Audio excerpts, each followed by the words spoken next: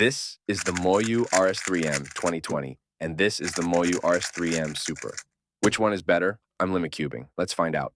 The Moyu RS3M 2020, 56 millimeters wide and 86 grams. The magnets on this cube are medium strength. Inside the core, there's a screw to adjust the screw depth and a cup to adjust the spring tension. With the standard Moyu springs, this cube comes in at a final price of $9. The Moyu Super RS3M, 83 grams and 56 millimeters wide, and the magnets are also medium strength. The inside of this cube uses the same system as the 2020. All this brings the cube to a final price of $15. One of the major flaws of the 2020 is that the noise from the spring is really loud. If you aren't a hardcore cuber, then this isn't a problem, which is why it's so popular. But for most people, it's worth the $6 more to not have the spring noise. The magnets on both cubes are both the same strength, but the 2020 has much thicker turning, so when you complete the turn, it doesn't feel as snappy as the RS3M Super.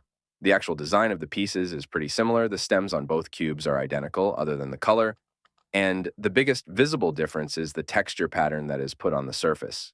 In fact, they are so similar that I can put pieces from one cube into the other cube, and you can't even notice. Here I filmed myself doing some T-Perms and J-Perms. I find that this really highlights the main difference between the cubes. You can see here that I get some pretty bad lockups on the 2020, and the Super RS3M just glides through the turns, a lot smoother and has much better corner cutting. If you aren't turning at a high TPS, then this isn't a problem, but if you are, then it is a huge difference. Here I'm comparing the speed of a T-Perm on each cube. With the 2020, I got a 9.5 after a couple of tries. With the RS3M Super, I dropped that time by 5 milliseconds. And for comparison with the Weilong V9, I got an 88 on my first try.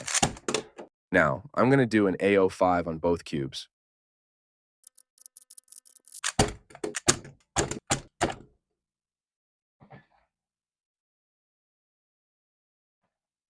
And now on the Super RS3M.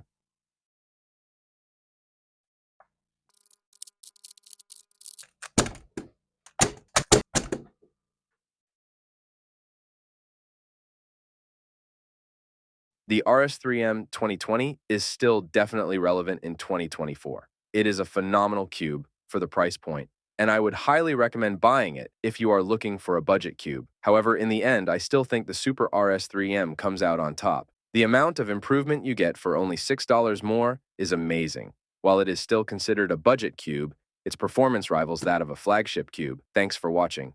Go watch me learn to solve a 4x4 blindfolded.